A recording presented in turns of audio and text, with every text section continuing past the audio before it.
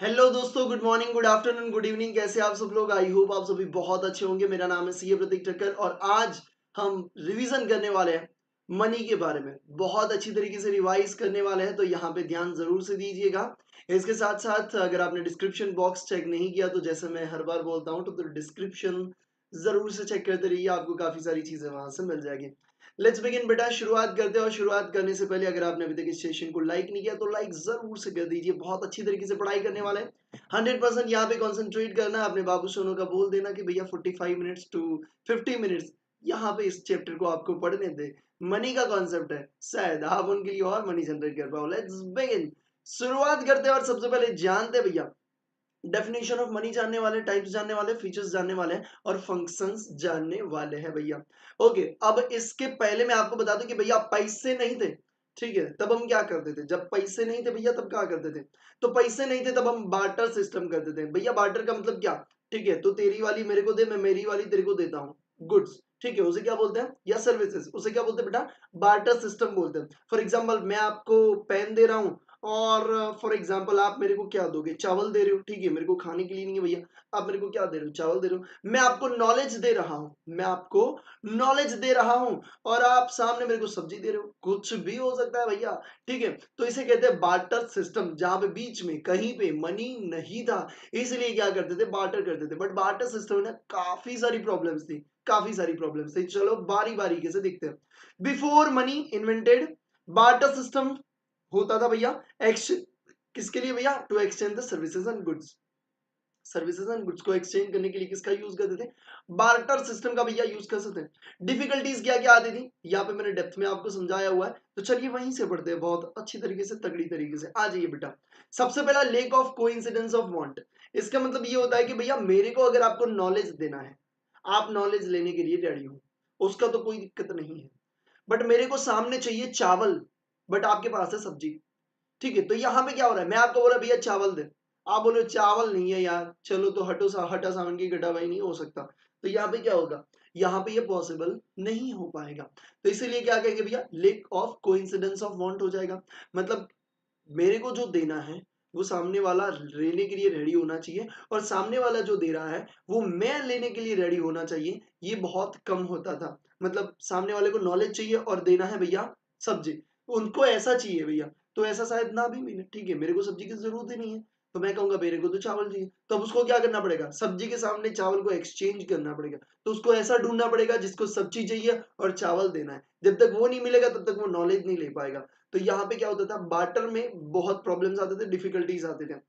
Under the barter system, the buyer and buyer must be willing to accept the commodity which the seller is willing to offer. मतलब जो seller offer कर रहा है वो buyer accept करना चाहिए, ठीक है। The want of the both coincidence, ठीक है, कोइंसाइड होनी चाहिए भैया। दोनों की वांट क्या होनी चाहिए भैया? कोइंसाइड होनी चाहिए। Second one, lake of store of the value. इसका मतलब ये भैया कि किसी चीज को आप स्टोर नहीं कर सकते। जैसे कि अगर पैसे की बात करूं तो मैं आपको बोलूं कि आपके पास 500 रुपए, ठीक है, अगर आपको अभी खर्चा नहीं करना है क्योंकि आपकी गर्लफ्रेंड ही नहीं है भाई, बट आप सेव करके रखना चाहते हो कि जब गर्लफ्रेंड आएगी मैं खर्चा करूंगा, तो आप उसे सेव करके रख सकते हो। बट क्या बार्टर सिस्टम में ऐसा कर सकते हो कुछ चीजों में? जैसे कि पेरिसेबल चीज है, आपके पास मिल्क है, आपके साथ सब्जी है, ठीक है, कोई मिल्क की प्रोडक्ट है, कोई ऐसी चीज है जो पेरिसेबल चीज है, मतलब जो जल्दी से बिगड़ जाती है, उसका जो लाइफ ड्यूरेशन होता है वो 2 डेज, 3 डेज या 7 डेज का जितना है। अगर आप ऐसा सोचते हो कि भैया मेरी गर्लफ्रेंड नहीं है, मैं सब्जी अपने पास रखता हूँ, जब 2-3 साल के बाद, ठीक है, या जिंदगी में कभी 50 साल के बाद भी मेरी गर्लफ्रेंड बन गई तो मैं इस सब्जी को बेचूंगा और उसके साथ एंजॉय करूंगा भैया, तो ये हो पाएगा? नहीं हो पाएगा, क्योंकि पेरिसेबल चीज है। दूसरी चीज, उसकी वैल्यू जो होती है वो चेंज होती रहती है। 500 रुपए की वैल्यू आज भी 500 ही है, और बाद में जो आप जाओगे तो भी वो 500 का 500 ही है भैया। ऐसा नहीं कि 500 की नोट भैया 450 होगी, ठीक है। बट यहाँ पे क्या होता है? उसकी वैल्यू भी एक्सचेंज करने में। अब मेरे को लग रहा था कि पहले सब्जी के सामने 5 केजी सब्जी के सामने 5 केजी गेहूं आने चाहिए, बट हो सकता है कि जब लेटर पीरियड में हो तब उसमें चेंजेस आ सकते हैं। तो उससे क्या होता है? उससे दूसरी चीज होती है कि डिफर पेमेंट नहीं कर सकते। कहीं पे क्या? ये फिफ्थ वाला, रुको मैं थोड़ा सा ऊपर कर लेता हूँ। ये जो मैंने आपको पॉइंट समझाया, ये क्या भैया? डिफर पेमेंट नहीं हो सकता। क्यों नहीं हो सकता भैया? वैल्यू चेंज हो जाती है।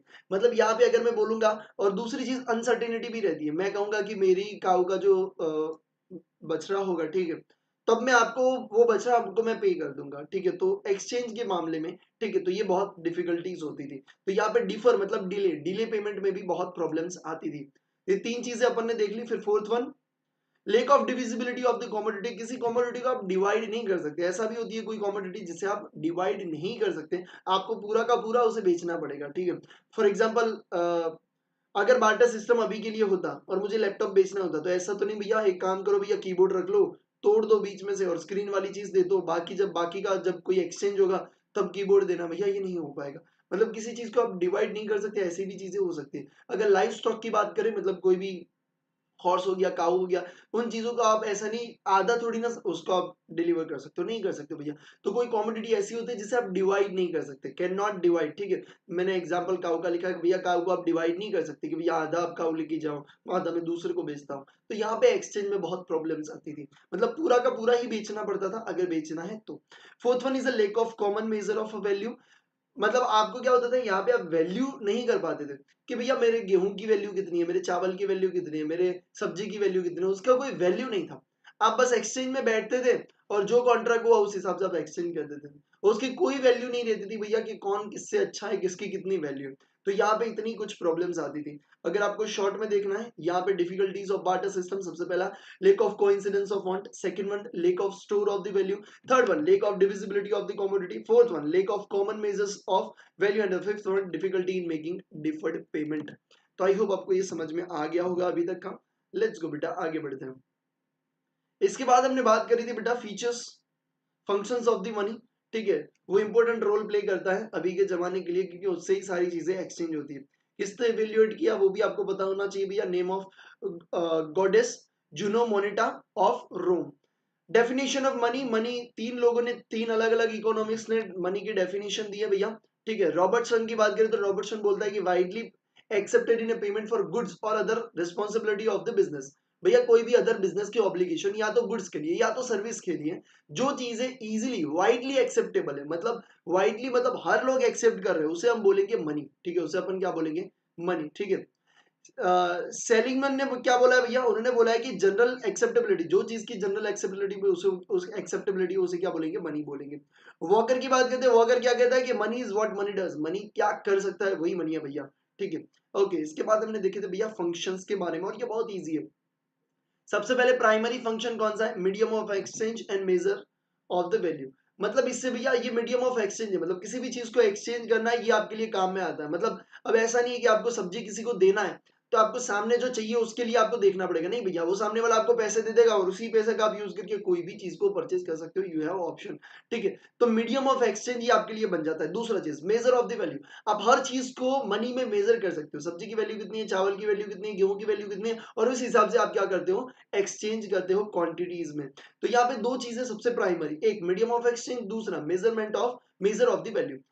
फिर अपन बात करते हैं सेकेंडरी फीचर्स के बारे में, उसमें हमने देखा store, store of the value, ठीक है। एक काम करो, मैं आपको पूरा का पूरा यहाँ जो दिया यहीं से समझा देते। देखो प्राइमरी फंक्शन, आई होप आपको समझ में आ गया होगा, ठीक है।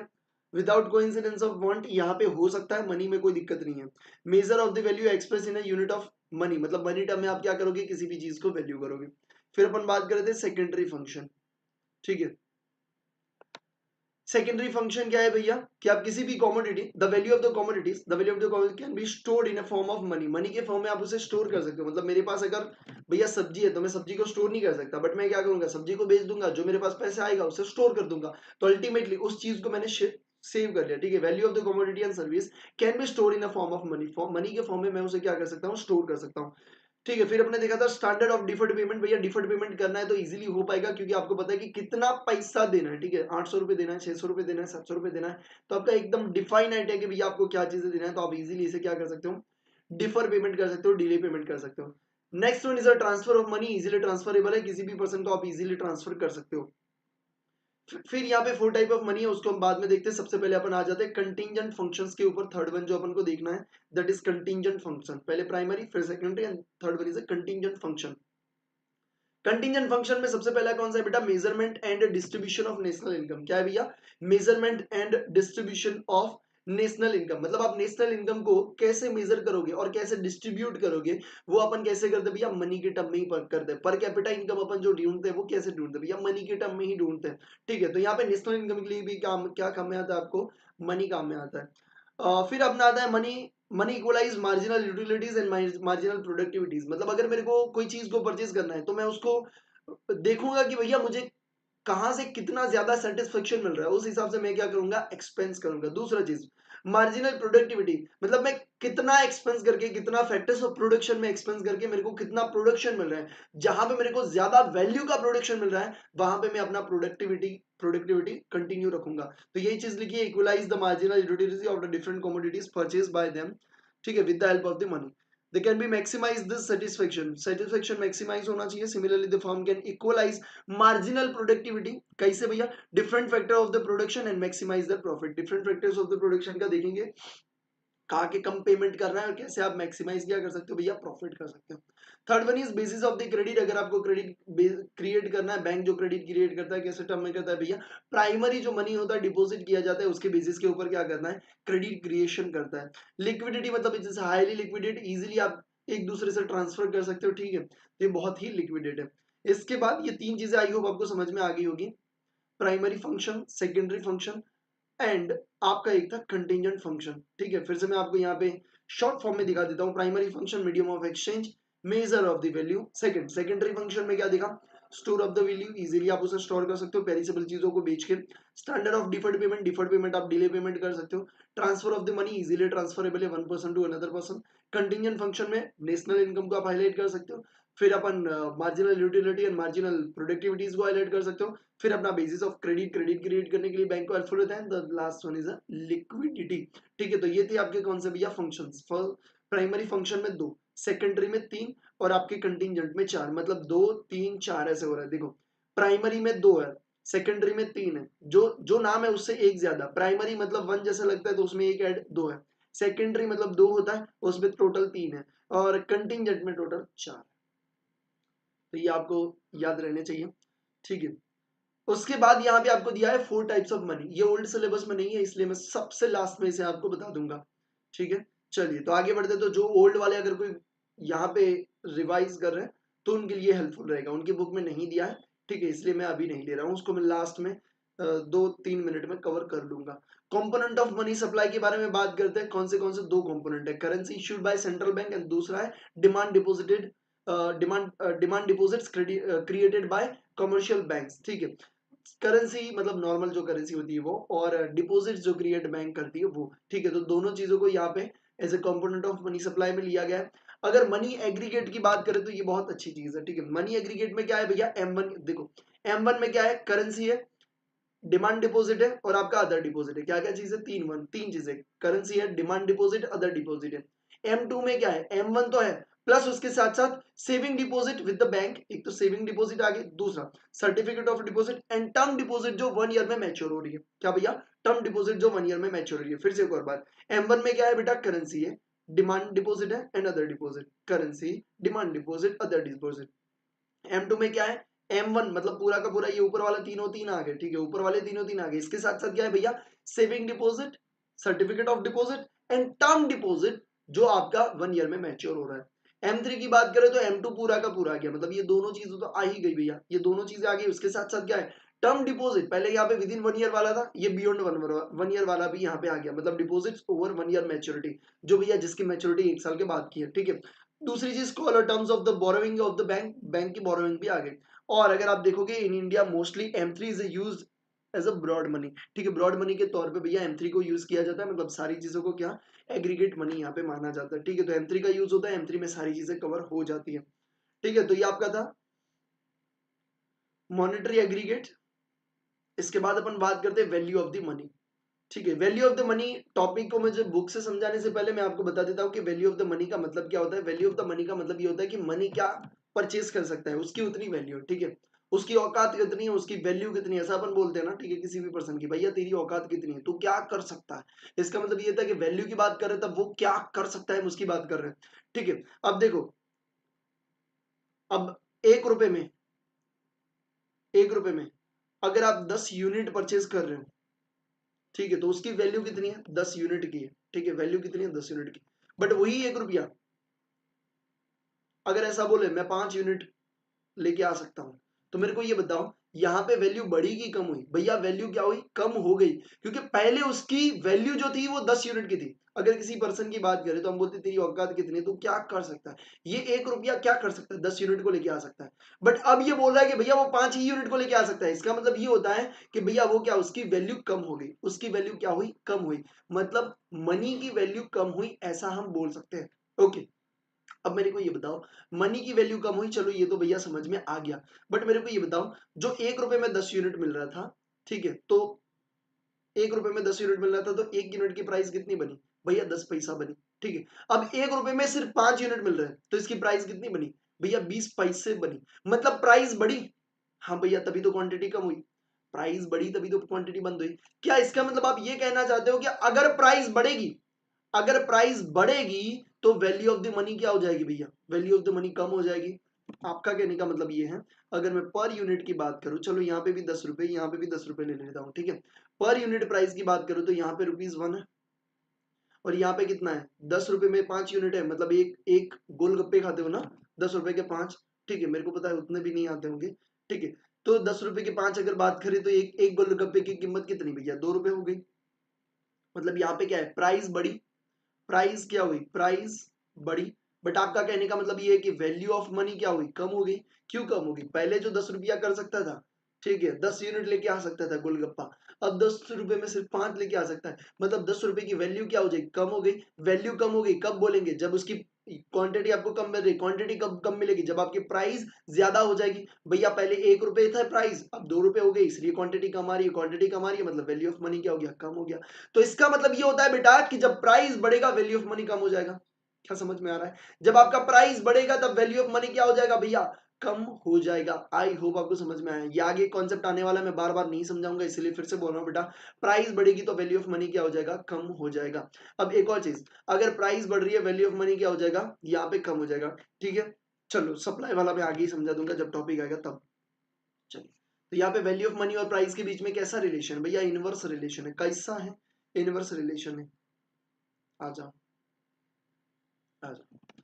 वैल्यू ऑफ मनी का मतलब क्या है? परचेसिंग पावर, कि मनी क्या कर सकता है भैया। ठीक है, तो क्या कर सकता है, मतलब परचेसिंग पावर ही हुआ। पहले 10 यूनिट था तो वैल्यू ऑफ मनी 10 यूनिट था, अब ये 5 यूनिट था भैया 5 यूनिट, मतलब परचेसिंग पावर क्या है भैया? Of money is called as the value of the money. The value of the money mainly dependent upon the price level. भैया सिंपल सी बात है, प्राइस लेवल पे ही डिपेंड करता है। अगर प्राइस बढ़ेगी तो वैल्यू ऑफ मनी क्या हो जाएगा? कम हो जाएगा। अभी समझा दिया मैंने आपको। ठीक है, इनवर्स रिलेशन रहता है price and value of money के बीच में, ये भी मैंने आपको समझा दिया। आई होप आपको दिमाग में घुसा होगा। इसके बाद बेटा बात करते हैं internal exchange and external exchange के बारे में बात कर लें। इंटरनल एक्सचेंज मतलब मैंने जो यूनिट वाला एग्जांपल दिया कि 10 रुपए में 10 गोलगप्पे आते थे, अब 10 रुपए में 5 गोलगप्पे। मतलब कि आप डोमेस्टिक मार्केट में इंडिया में, ठीक है, 1 रुपए से कितनी चीजें परचेज कर सकते हो, 10 रुपए से कितनी चीजें परचेज कर सकते हो, उसे बोलते हैं भैया इंटरनल एक्सचेंज वैल्यू। इंटरनल कितनी वैल्यू है, डोमेस्टिक में कितनी वैल्यू है।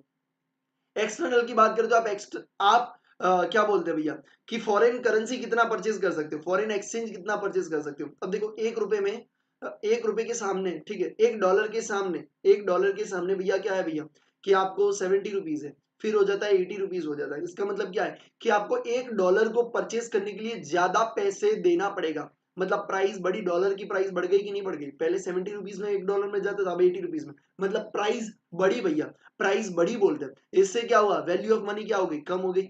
ठीक है, मतलब जो 70 रुपीज में आता था अब भैया 80 में आ रहा है, मतलब हमारा रुपया वीक हो रहा है। इसे होता है भैया। ठीक है, ऐसा लगता है कि भैया डॉलर के सामने हमारा 70 रुपीज है, डॉलर के सामने हमारा 80 रुपीज है, भैया हम तो 80 है। अरे भाई खुश होने की बात नहीं है। जब आप 80 रुपीज दोगे तब 1 डॉलर मिलेगा आपको। पहले 70 रुपीज देते थे तब मिलता था। मतलब अभी अपने को ज्यादा पैसा देना पड़ेगा, हमें ज्यादा खर्चा करना पड़ेगा, हमारे लिए नुकसान है। क्यों? क्योंकि प्राइस बढ़ी। क्यों? क्योंकि वैल्यू ऑफ मनी कम हो गई। आई होप आपको दिमाग में घुस रहा है। ठीक है, इंटरनल एक्सचेंज। ठीक है, form of the money, form of the money cash money हो सकता है, या फिर आपका यूनिट्स ऑफ म्यूचुअल फंड हो गया, इंश्योरेंस पॉलिसीज हो गई, फिर आपका आ गया paper money, coins, bank cheque, demand draft, बस सब चीजें भैया फॉर्म ऑफ द मनी में आ जाती है। फिर ग्रेहाम्स लॉ, ग्रेहाम्स लॉ क्या कहता है भैया? ग्रेहाम्स लॉ सिंपल सी बात कहता है कि बैड मनी जो होता है वो गुड मनी को सर्कुलेशन से हटा देता है। ठीक है, bad money drives good money out of circulation. अब आप बोल रहे भैया इसका मतलब समझ में नहीं आया। देखो यहाँ पे जो एग्जांपल या सेम एग्जांपल मैं गोल्ड एंड सिल्वर कॉइन का ले रहा हूँ। फॉर एग्जांपल आपके पास 5 रुपए का कॉइन है, वो एक गोल्ड का भी है सिल्वर का भी है। ठीक है, या एक सिल्वर का है और एक नॉर्मल धातु का है, ठीक है, लोहे का है। तो अब आप देखो, आपके पास 5 के सिक्के आएंगे तो आप क्या करोगे? आप क्या करोगे? आप सोचोगे भैया सिल्वर वाला रख देते, ठीक है, और गोल्ड और जो जो क्या बोलते हैं लोहे वाला जो है वो हम आगे बदला देते, आगे दे देते, मतलब ठीक है, समझ में आया? तो आप क्या करोगे? सिल्वर वाला क्यों रखोगे? क्योंकि आपको पता है कि वो कॉमोडिटी की प्राइस ज्यादा है। कभी अगर ऐसा हुआ कि 5 के सिक्के भैया बंद हो गए, कुछ भी हुआ, तो आपको क्या लगेगा? सिल्वर वाले की प्राइस ज्यादा है, लोहे का आगे दे देते हैं। इसे बोलते हैं कि भैया जो बैड मनी है, मतलब जो लोहे का है, वो ज्यादा सर्कुलेट होगा, और जो गुड मनी है, मतलब जो सिल्वर है, वो क्या हो जाएगा? आपके पास सेव हो जाएगा और आप उसके पास रखोगे। यानी कि जो गुड मनी है वो आउट ऑफ सर्कुलेशन हो जाएगा, वो अपने पास जेब में सब रखेंगे, ठीक है, अपने पास रखेंगे। वही यहाँ पे गोल्ड और सिल्वर का एग्जांपल दिया, जो मैंने सिल्वर एंड लोहे का लिया। गोल्ड एंड सिल्वर का ले तो भैया क्या करेंगे लोग? सिल्वर का घुमाएंगे और गोल्ड अपने पास रखेंगे, सिंपल सी बात है। ठीक है, तो वैसा ही कहना चाहता है कि bad money drives good money out of circulation, good money को वो सर्कुलेशन से हटा देता है। Quantity theory of the money के बारे में बात करते हैं। क्वांटिटी थियरीज आपको यहाँ पे पढ़नी है बहुत अच्छी तरीके से, बहुत मजा आने वाला है। ठीक है, quantity money, quantity of the money and price level of the economy यहाँ पे आपको दिखाने वाला है। ये रिलेशनशिप किसके बारे में दिखाएगा?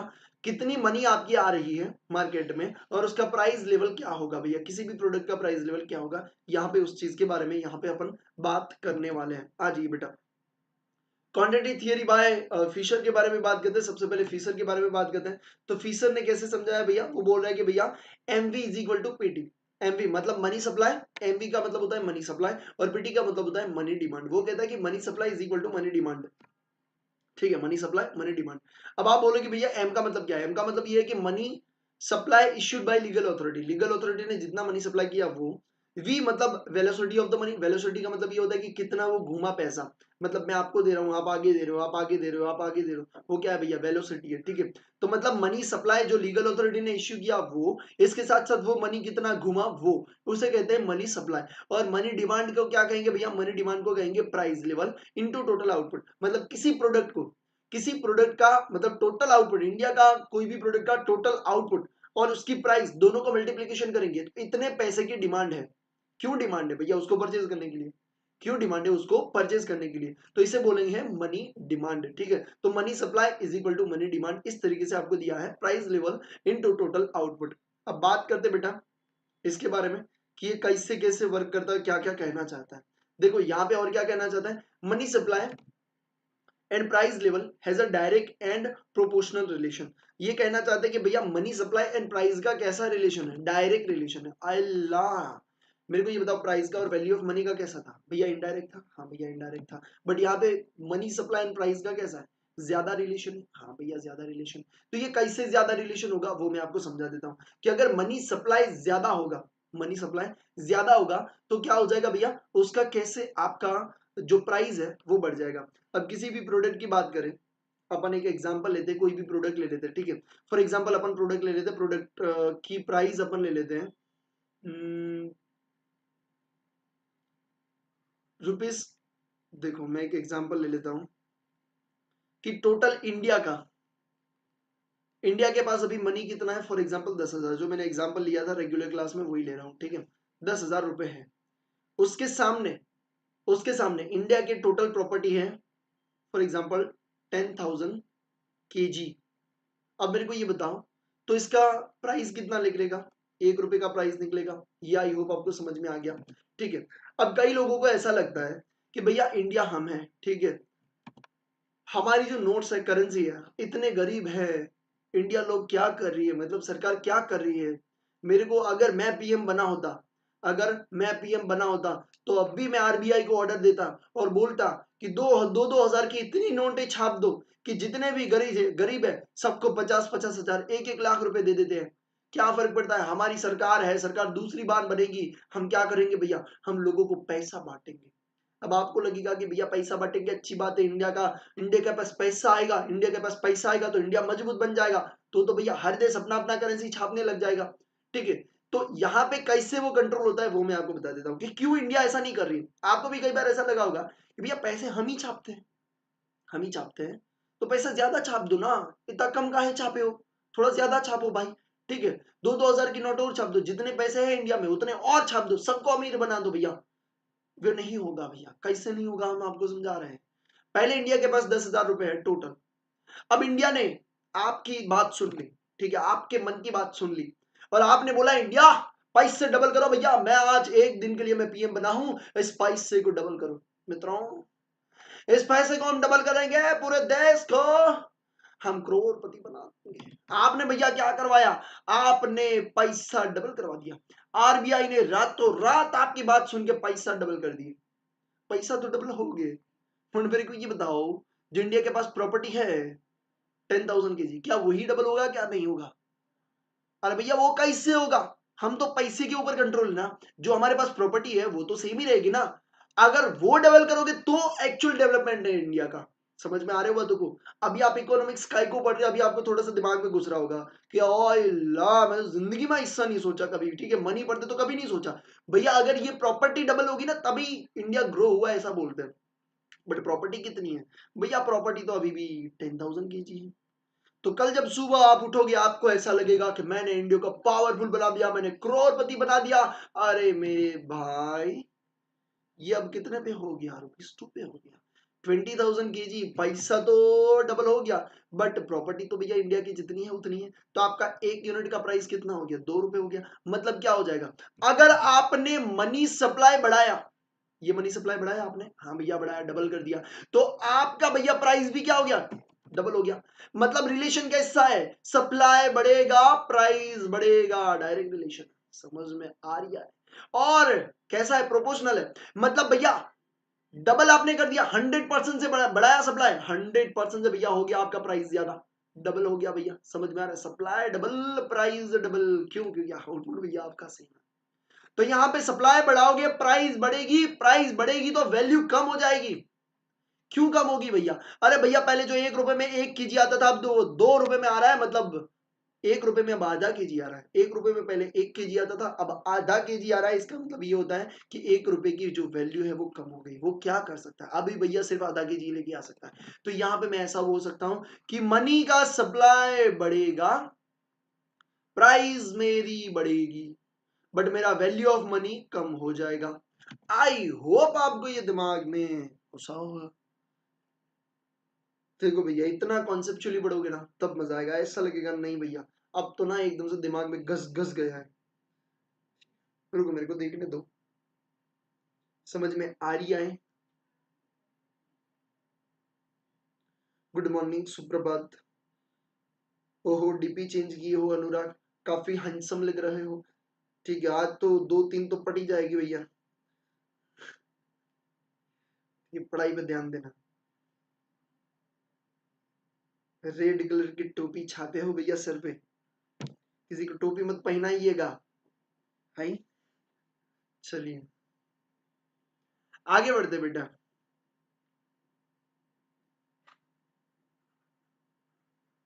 आगे बढ़ते, आगे बढ़ते।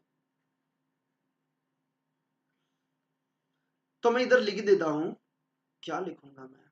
लिखा हुआ है, वैसे भी लिख लेते हैं।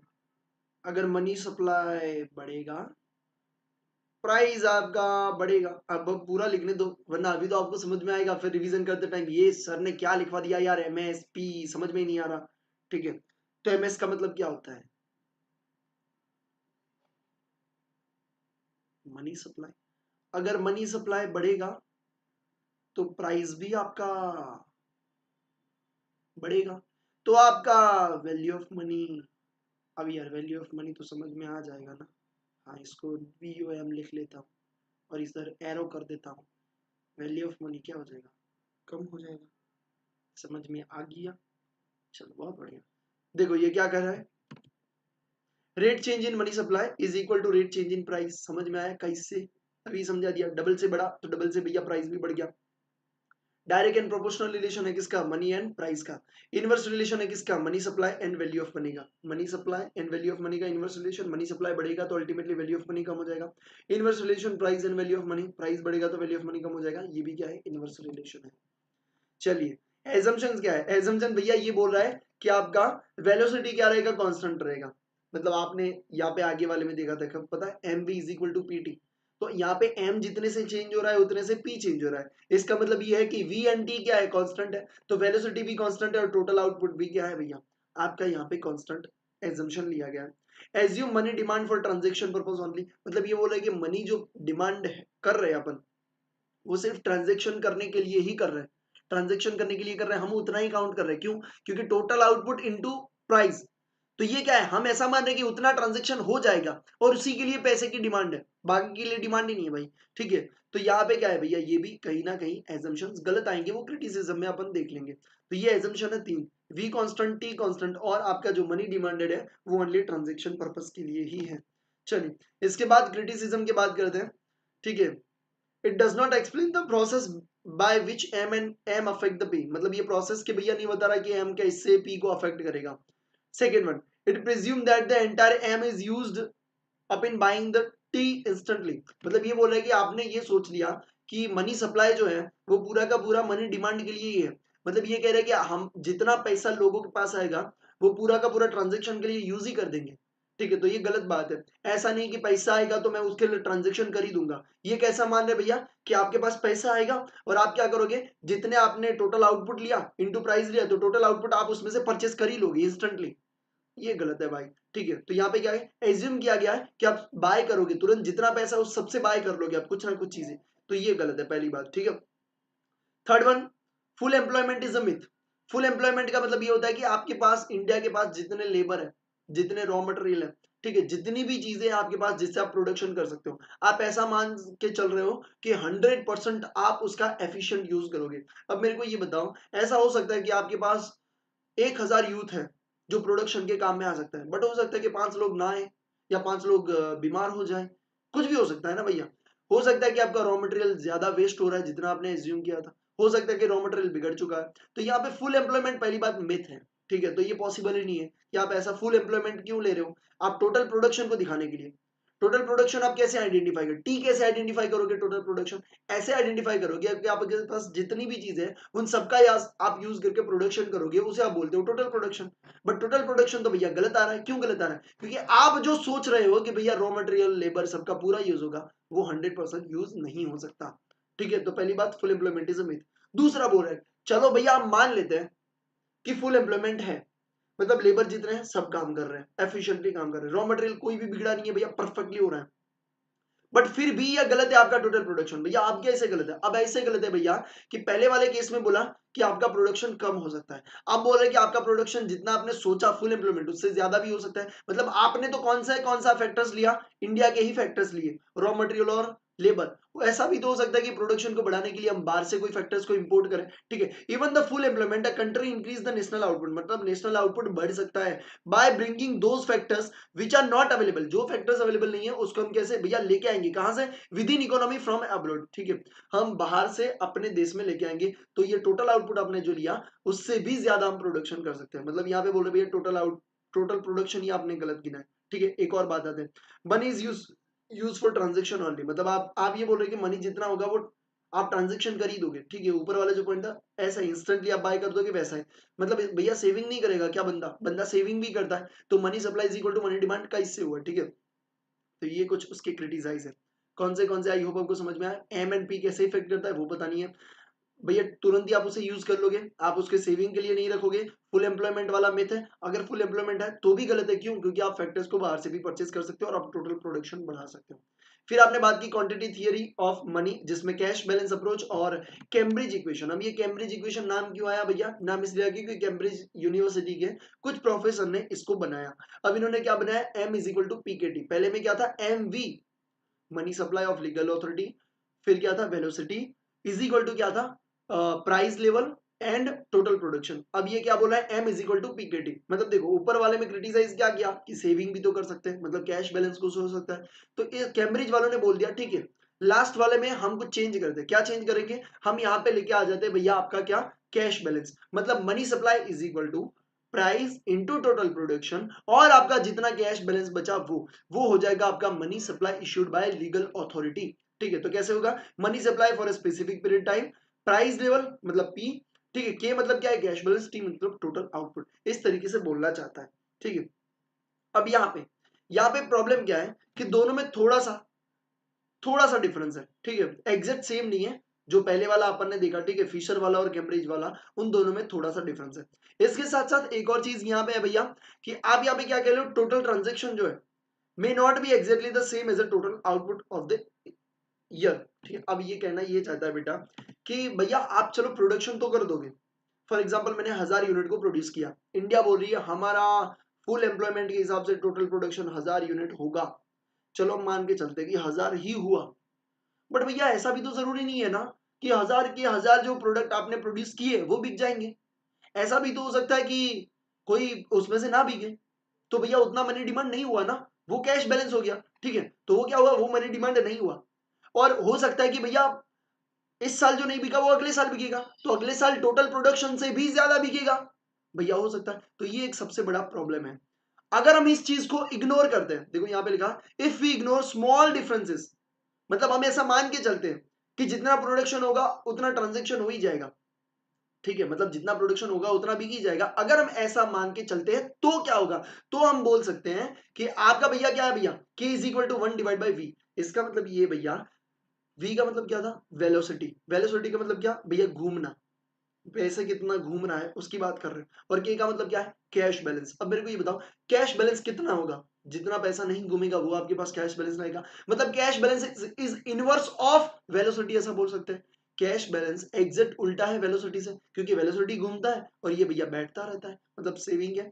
और ऐसा बोल सकते हैं कि वेलोसिटी जो है, मतलब जो पैसा घूमता है वो एग्जैक्ट ऑपोजिट ऑफ के, मतलब कैश बैलेंस से एग्जैक्ट ऑपोजिट है जो घूमता है वो, ठीक है। तो यहाँ पे आपको लिखा हुआ है K is equal to 1 divide by V, मतलब कि cash balance is inverse of velocity, इसलिए 1 डिवाइड बाई वी की है। और v is equal to 1 divide by K अपन बोल सकते हैं, क्यों, क्योंकि जो घूमेगा वो एग्जैक्ट कैश बैलेंस से उल्टा है, ठीक है। तो यहाँ पे इस तरीके से अपन लिख सकते हैं, यस बेटा लिख सकते हैं। और अगर इन दोनों चीजों को अपन इस ट्रांजेक्शन में डालें, इस फॉर्मूला में डालें जो फीसर ने दिया था, फीसर वाला नहीं सॉरी, कैम्ब्रिज वाले का डालें, m इज इक्वल टू के पी वाई था, हाँ भैया था, तो k की जगह अपन 1 डिवाइड बाई वी ले लें, हाँ भैया ले सकते हैं। तो अगर मैंने 1 डिवाइड बाई वी लिया तो क्या हो जाएगा, m is equal to 1 divide by V into PT हो जाएगा। अब 1 डिवाइड बाई वी है तो v को मैं सामने लेके जाऊंगा तो क्या बनेगा, M V is equal to PT बन जाएगा, हाँ भैया बन जाएगा। मतलब क्या हो जाएगा, दोनों ऑलमोस्ट सेम बातें कर रहे हैं।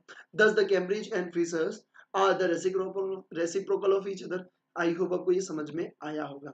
इसके बाद अपन बात करते हैं quantity theory of the Keynes, ठीक है। ये केन्स क्या कहता है पता है, केन्स बोलता है कि भैया इंटरेस्ट रेट पे काफी डिपेंडेंट रहता है यहाँ पे, ठीक है।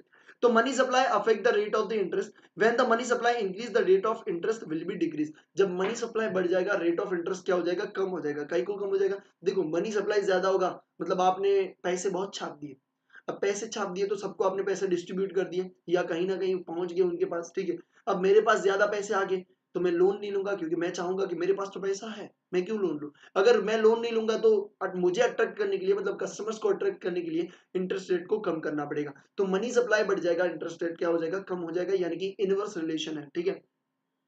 ठीक है, तो ये चीज आई होप आपको समझ में आती है, okay. According to Keynes, the rate of interest play a dominant role in determination of value of money. Value of money को determine करने के लिए interest rate काफी रोल प्ले करता है। इन्फ्लेशन रिफर्स टू, अब देखो अब बात करें भैया इन्फ्लेशन के बारे में। Inflation refers to the persistent rise in a general price level। यहाँ पे कहना चाहते हैं कि भैया इन्फ्लेशन वो है जब आपका कोई भी प्रोडक्ट का प्राइस लेवल क्या होगा, बढ़ेगा। क्या होगा भैया, प्राइस क्या होगा बेटा, बढ़ेगा, उसे अपन बोलते हैं इन्फ्लेशन। मतलब अगर कोई चीज पहले 10 रुपए की मिल रही थी अब 12 रुपए की मिल रही है तो उसे अपन बोलेंगे इन्फ्लेशन। बट ऐसा होगा क्यों सर, ये तो बताइए, चलो जान लेते हैं। ठीक है, यहाँ पे पहले बात करते हैं क्रोवर्थ क्या कहते हैं भैया, क्रोवर्थ कहना चाहते हैं कि भैया value of the money is falling, value of money कम होगी उसे हम बोलेंगे इन्फ्लेशन। अल्टीमेटली ये हो गया, वैल्यू ऑफ मनी कम होगा इसका मतलब क्या होता है, प्राइस का बढ़ना, ठीक है। सिमुलेशन क्या बोलते हैं भैया, वो बोलते हैं inflation doesn't rise, sorry sorry, हाँ, simulation inflation denotes a rise in a general level of the price, मतलब जनरल लेवल बढ़ जाएगी उसे हम बोलेंगे। एक बोल रहा है भैया वैल्यू ऑफ मनी कम हो जाएगा, एक बोल रहा है प्राइस बढ़ेगा, दोनों चीजें सेम है भैया, प्राइस बढ़ती है तो वैल्यू ऑफ मनी वैसे भी कम होती है। बट ये होता कब है, कब वैल्यू ऑफ मनी कम हो जाता है भैया। अगर आपको एग्जाम में पूछते हैं कि कौन से केस में वैल्यू ऑफ मनी कम हो जाएगा, तो आपको सोचने का कि ये पूछ रहा है कि कौन से केस में इन्फ्लेशन होगा, इन्फ्लेशन होगा मतलब प्राइस बढ़ेगा, मतलब वैल्यू ऑफ मनी कम। तो आपको घुमा के भी पूछ सकते हैं भैया, आपको घुमा के ये पूछ सकते हैं कि कब कौन से केस में आपका वैल्यू ऑफ मनी कम हो जाएगा, तो आपको याद आना चाहिए ये मुझे पूछ रहे हैं कि इन्फ्लेशन के कॉजेज मेरे को पूछ रहे हैं, कौन से ऐसे रीजन है जिनसे इन्फ्लेशन होता है वो मुझे पूछ रहे हैं, वो आपको दिमाग में आना चाहिए। प्रोफेशनल एग्जाम में भैया ऐसे घुमा के पूछते हैं सेम क्वेश्चन, आपको आंसर भी पता होता है बट आपको पता नहीं लिखने का क्या। तो अगर आपको पूछते हैं कि कौन से केस में वैल्यू ऑफ मनी कम होता है या आपको कौन से केस में प्राइस बढ़ता है, दैट इज इन्फ्लेशन की बात कर रहे हैं, ठीक है, प्राइस बढ़ना तो याद आ जाएगा, बट वैल्यू ऑफ मनी कम होता है, वो आपको याद आना चाहिए। चलिए बेटा, तो आगे बात करते हैं कि कौन से ऐसे किसी से केसेस है उससे आपका क्या होता है, वैल्यू ऑफ मनी कम हो जाता है, यानी कि प्राइस लेवल बढ़ जाता है।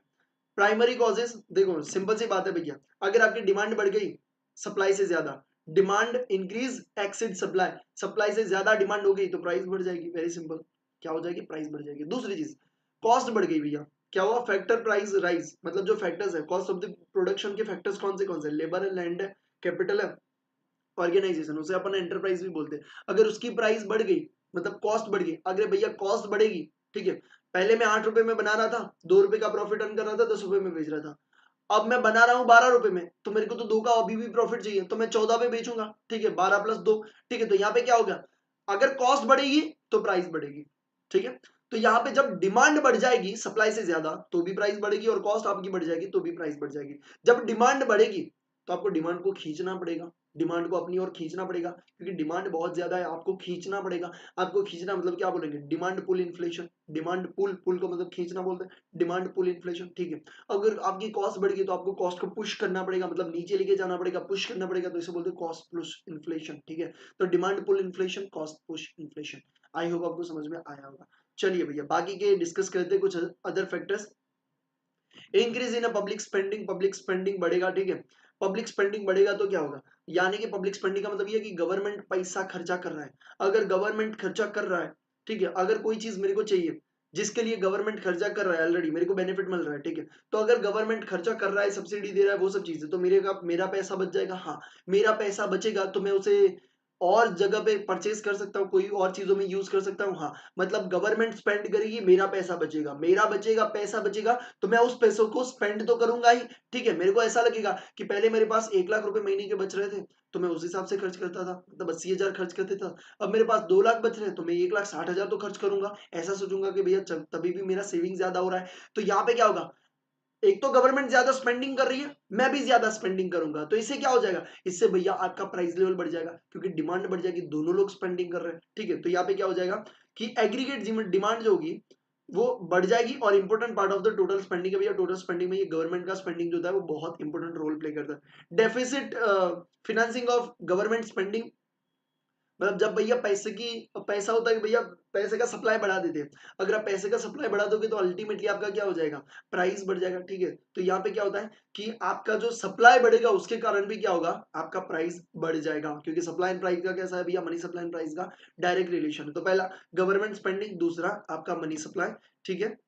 थर्ड वन पे आ जाते बेटा, फिर आपको दिया हुआ है इंक्रीज वेलोसिटी ऑफ सर्कुलेशन, मतलब अगर सर्कुलेशन ज्यादा होगा, सर्कुलेशन ज्यादा होने का मतलब क्या है, मैंने आपको पैसा दिया, आपने फटाफट से आगे वाले को, फटाफट से आगे वाले को, इसका मतलब ये होता है कि सब लोग स्पेंडिंग ज्यादा कर रहे हैं, स्पेंडिंग ज्यादा कर रहे हैं, मतलब किसी भी प्रोडक्ट का तो डिमांड है, ठीक है। आप कोई और चीज ले रहे हो, मैं कोई और चीज ले रहा हूँ, बट हम क्या कर रहे हैं, परचेज तो कर रहे हैं, मतलब डिमांड बढ़ रही है, डिमांड बढ़ रही है तो प्राइस ऑटोमेटिकली बढ़ेगी। तो इंक्रीज वेलोसिटी ऑफ सर्कुलेशन का मतलब समझ में आता है, जितना पैसा सर्कुलेट ज्यादा होगा प्राइस उसकी इतनी ही बढ़ती जाएगी।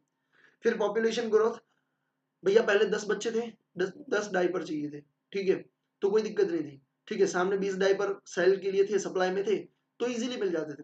फिर बस 20 बच्चे हो गए तो दोनों इक्वल इक्वल हो गया, ठीक है, तो इक्विलिब्रियम, प्राइस इक्विलिब्रियम वाला याद आ रहा है, तो ऐसा हो गया, demand is equal to supply हो गया। बट अब भैया हमने ना जिम्मा उठा लिया है कि नहीं, पॉपुलेशन बढ़ाना है, रात दिन मेहनत कर रहे हैं, दिन पे तो नहीं, रात में मेहनत कर रहे हैं भैया, और पॉपुलेशन बढ़ा रहे हैं भैया, 20 बच्चे की जगह 100 हो गए। अब क्या होगा, डायपर तो 20 है, सप्लाई कम है, क्या हो जाएगा, प्राइस बढ़ जाएगा। तो पॉपुलेशन ग्रोथ होगी तो भैया क्या हो जाएगा, आपका प्राइस भी बढ़ेगा, ठीक है। ये कोई भी चीज में भैया, कोई भी चीज में, ठीक है। अगर कोई जू की बात करें तो जू में एंट्री लेने के लिए पहले 10 रुपए लगता था, क्योंकि कोई आता नहीं था भैया, पब्लिक बहुत कम थी, बट पॉपुलेशन दिन बाय दिन बढ़ता गया, बढ़ता गया, बढ़ता गया, ठीक है। और पॉपुलेशन ज्यादा लोग आते गए, 10 का 15 कर दिया, 20 कर दिया, इन्फ्लेशन, ठीक है, सब चीजों को ध्यान में रखते हुए यहाँ पे प्राइस बढ़ती जाएगी। अब ऐसा है कि लोग लाइन में लग रहे, लोग लाइन में लग रहे, तो उनको तो पता है हमारी डिमांड है, क्या करेंगे, प्राइस बढ़ता जाएगा, ठीक है। तो पॉपुलेशन बढ़ेगा, प्राइस भी बढ़ेगा, क्योंकि पॉपुलेशन बढ़ती है तो डिमांड बढ़ती है, डिमांड बढ़ती है तो प्राइस बढ़ती है। होर्डिंग, होर्डिंग का मतलब ये होता है कि भैया देखो, सप्लाई है, मार्केट में सप्लाई है, डिमांड भी है, बट मैं क्या कर रहा हूं, मेरे पास काफी सारी चीजें, मैंने क्या किया, 50% गुड्स को होल्ड कर लिया। तो मैंने क्या किया, आर्टिफिशियली सप्लाई को कम कर दिया, मैंने क्या कर दिया, आर्टिफिशियली सप्लाई को कम कर दिया, क्यों, क्योंकि मुझे प्राइस को बढ़ानी है। अब मार्केट में क्या सोचेंगे, अरे भैया किसी के पास गेहूं है ही नहीं, गेहूं है ही नहीं भैया, आगे से आ ही नहीं रहा है, आगे से आ ही नहीं रहा है, तो जितने पास दुकानदार के पास है वो प्राइस ज्यादा चार्ज करने लग जाएंगे और एक दिन क्या हो जाएगा, खत्म हो जाएगा। मेरे पास तो अभी भी 50% पड़ा है ही नहीं भैया, बाजार में गेहूं है ही नहीं, जहां से मिल रहा है जितना पैसा चाहिए दो भैया, बट मेरे को गेहूं चाहिए खाने के लिए, तो क्या होगा, प्राइस बढ़ा देंगे। क्यों? क्योंकि ये आर्टिफिशियली, मतलब ये भैया सप्लाई कम नहीं है बट मैं कम करने की ट्राई कर रहा हूँ। क्यों? क्योंकि मुझे ज्यादा पैसा अर्न करना है। Excess demand is sometime artificially created by holders, ठीक है, वो होल्ड करके रखते हैं। जेन्युइन शॉर्टेज के बारे में बात कर रहे हैं, ठीक है। Factors of the production and short supply, अगर भैया जो प्रोडक्शन है मतलब रॉ मटेरियल बहुत कम है, ठीक है, मेरे को जो चीज बनानी है प्रोडक्ट, वो रॉ मटेरियल बहुत कम है, इसके कारण क्या, मेरे को रॉ मटेरियल बहुत महंगा पड़ रहा है, दिन बाय दिन उसके प्राइस बढ़ते जा रहे हैं। क्यों? क्योंकि वो नेचुरल रिसोर्सेज है और नेचुरल रिसोर्सेज कम होते जा रहे हैं, तो मेरे को प्राइस दिन बाय दिन बढ़ रहा है, तो मेरी प्रोडक्ट का भी प्राइस क्या होता जाएगा, बढ़ता जाएगा। एक्सपोर्ट के बारे में बात करते हैं, ठीक है। अब ये क्या कहना चाहता है, ये कहना चाहता है बेटा कि आपका आप एक्सपोर्ट भी करते हो और आप क्या करते हो, अपनी कंट्री में भी बेचते हो। तो अगर आपका एक्सपोर्ट का प्राइस ज्यादा मिल रहा होगा तो आप वहां पे ज्यादा बेचोगे, तो यहाँ पे प्रोडक्ट नहीं मिलेगी, यहाँ पे प्रोडक्ट नहीं मिलेगी, सप्लाई नहीं होगा, डिमांड ज्यादा होगा, अल्टीमेटली प्राइस आपका बढ़ जाएगा, ठीक है। फिर आपका आता है भैया ट्रेड यूनियन। ट्रेड यूनियन का मतलब ये होता है कि भैया सारे लोग मिलके एक डिसाइड करते हैं कि भैया हमें इससे कम प्राइस में बेचना ही नहीं है। या ऐसा हो सकता है कि भैया लेबर ने हड़ताल कर दी, ठीक है, कि भैया हमें ना जो अभी 200 रुपए पर आवर के मिल रहे हैं अभी हमें 500 मिलने चाहिए, अदरवाइज हम काम नहीं करेंगे, तो भैया कॉस्ट बढ़ेगी तो प्राइस अल्टीमेटली बेयर करना पड़ेगा किसको, सोसाइटी को, ठीक है। तो ये क्या होगा, ट्रेड यूनियन का होगा। कई बार हमें ऐसा लगता है कि हाँ भैया इनको प्राइस ज्यादा देनी चाहिए, ये होना चाहिए, वो होना चाहिए, अल्टीमेटली बर्डन अपने ऊपर ही आता है। हाँ बट ये चीज जरूर है कि जिनको ज्यादा दे रहे उनको कम करने की बहुत जरूरत है, ठीक है, जिनको ज्यादा दे रहे उनको बहुत जरूरत है कम देने की, ठीक है। टैक्स रिडक्शन की बात करें, अगर हम ही उसका स्टेप लेंगे तो ही होगा भैया, हम दिखावे से ऊपर नहीं आते, हम स्टेप क्या ले सकेंगे। हमें स्टारबक्स की कॉफी पीनी है भैया, भले ही 400 रुपए ले जाए बट दिखावा करना है, ठीक है। वही कॉफी किस में से बनती है, जिसमें से बीन्स में बनती है, जो सब चीजें, वही जो फार्मर होता है उसको तो भैया 400 रुपए में 20 किलो वो बेच रहा है, ठीक है, या 10 किलो बेच रहा है, और अपने को सिर्फ 5 ग्राम 10 ग्राम डाल के वो कॉफी दे रहे हैं, उसमें से हम 400 रुपए दे रहे हैं।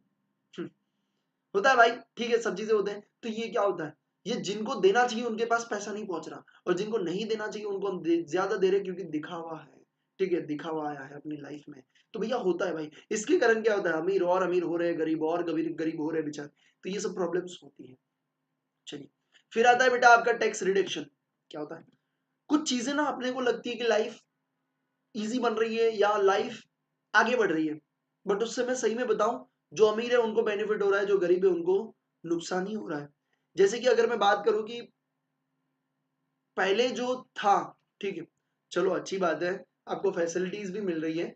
जैसे कि कोई प्रोडक्शन में 100 लोग काम कर रहे थे, बट सडनली एक ऐसा मशीन बना कि उस 100 लोगों को रिप्लेस करके वो मशीन ला दिया गया और मशीन में सिर्फ 10 लोगों की जरूरत है। उससे प्रोडक्शन जरूर से बढ़ेगा, नो डाउट, उस बिजनेसमैन को जरूर से फायदा होगा, नो डाउट, जिस कंपनी ने बनाया उसको फायदा होगा, नो डाउट, बट वो 90 लोगों का क्या, जो अनएम्प्लॉयमेंट हो गए, ठीक है, जो अनएम्प्लॉयड हो गए, उनकी जॉब का क्या, वो कहाँ पे जाएंगे।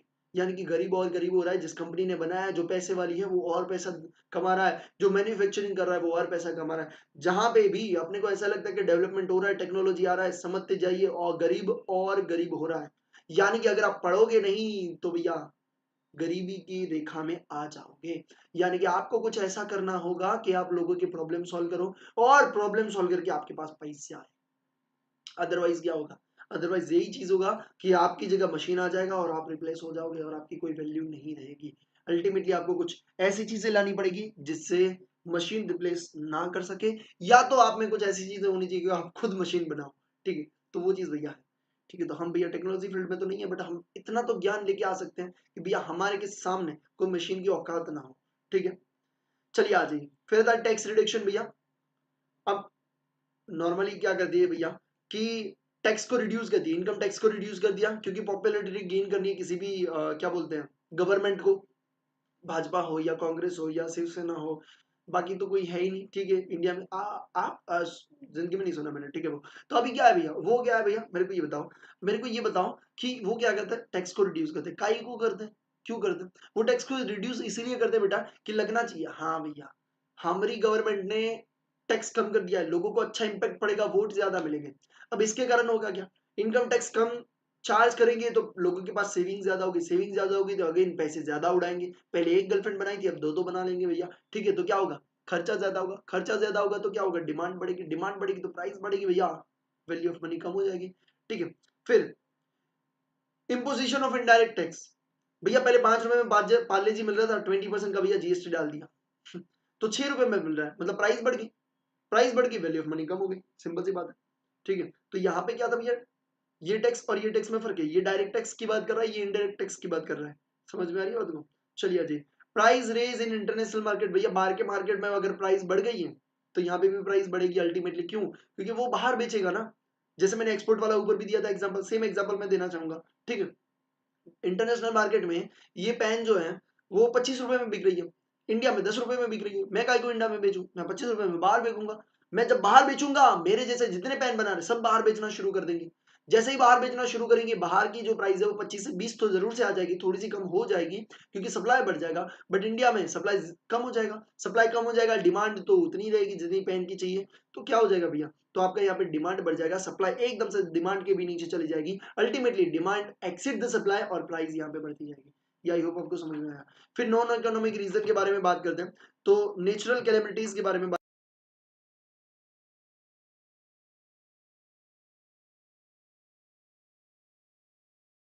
तो यहाँ पे क्या होगा बेटा, नेचुरल कैलेमिटीज या ऐसा कुछ चीजें होगा तो उसके कारण क्या हो गया, काफी डिजास्टर आ जाएंगे, प्रोडक्ट कम हो जाएगी, डिमांड बढ़ जाएगी, अल्टीमेटली प्राइस बढ़ जाएगी।